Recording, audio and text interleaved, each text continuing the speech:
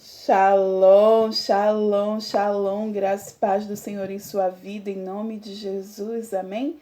Estamos aqui no Devocional capítulo 14 do livro de 2 Reis, e eu já quero te convidar para orar, para dar aquele bom dia para o Espírito Santo, vamos lá? 1, 2, 3 e... Bom dia, Espírito Santo, bom dia, querido amado Espírito Santo de Deus. Tu és o amado de nossas almas, o Senhor é o Rei de tudo, o Senhor é o dono dos nossos dias. Nós não precisamos de nenhum outro, Tu és o suficiente, Senhor. Obrigada, Deus, pelo dia que o Senhor nos deu, por esse presente, pela vida, pelo ar que respiramos. Obrigada, Senhor, por todas as coisas, pela nossa saúde, pela nossa família, pela nossa casa.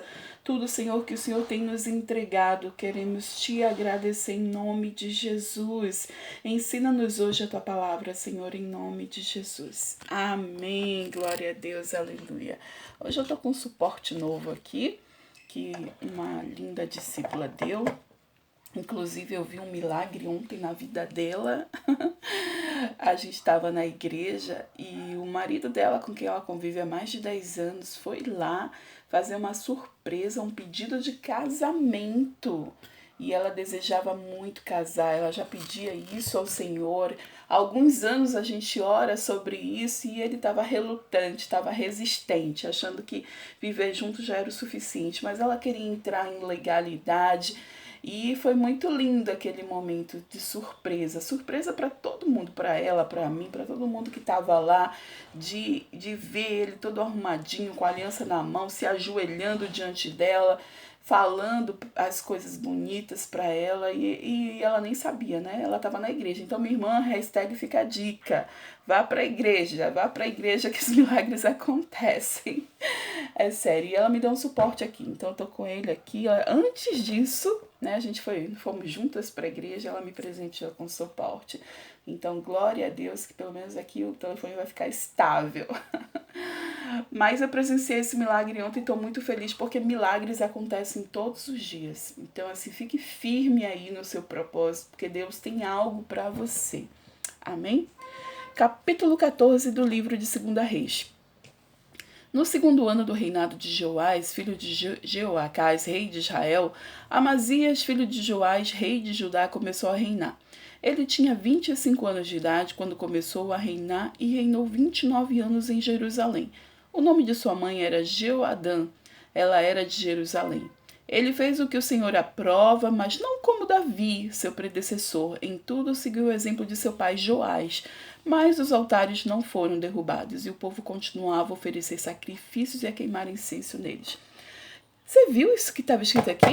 Que ele fez o que o Senhor aprova, mas não como Davi. Davi, a partir daqui, passa a ser referência.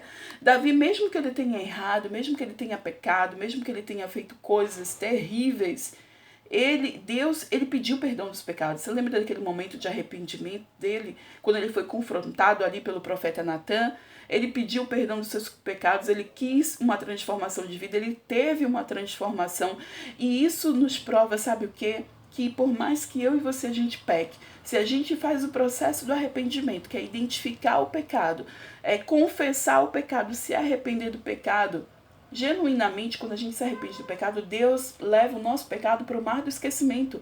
E foi isso que aconteceu aqui com Davi. Ele já não se lembra mais dos pecados de Davi. Ele sabe quem Davi era, segundo o coração de Deus. Ele agora lembra do Davi salmista, do Davi que era conquistador. Então, Davi, a partir de agora, começa a ser referência na Bíblia. Está falando que o reinado de Amazias, ele tinha um coração bom, mas não tão quanto o de Davi, que era o segundo coração de Deus. Então isso é tremendo, viu? Isso é tremendo para que eu e você saiba que existe uma referência bíblica para que eu e você possamos seguir. Que precisamos ser segundo o coração de Deus. E isso não quer dizer que a gente vai ser perfeita, que a gente não vai errar, porque Davi não foi. E nenhum dos profetas aqui que a gente conhece foram. Então, assim, nós estamos aqui buscando a perfeição. Nós somos santas, lutando contra o pecado todos os dias. E a gente deve escolher Deus todos os dias. Amém? Vamos continuar aqui, versículo 5.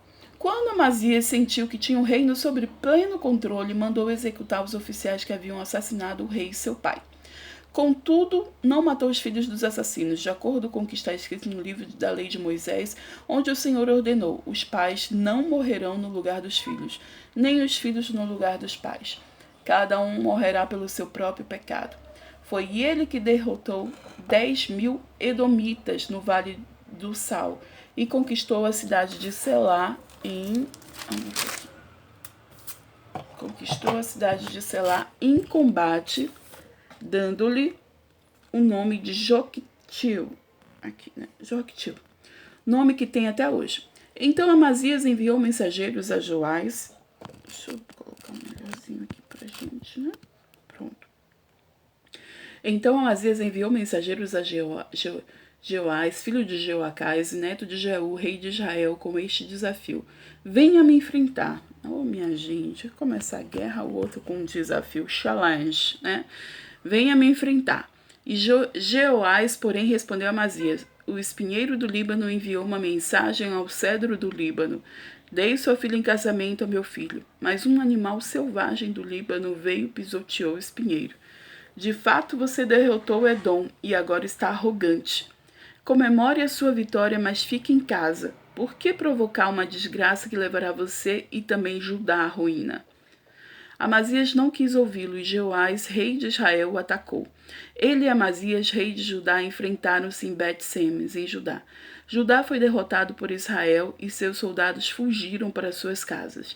Jeoás capturou Amazias, filho de Joás e neto de Acasias, em Bet-Semes.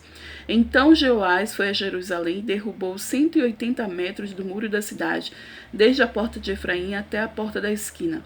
Ele se apoderou de todo o ouro, de toda a prata e de todos os utensílios encontrados no templo do Senhor e nos depósitos do palácio real.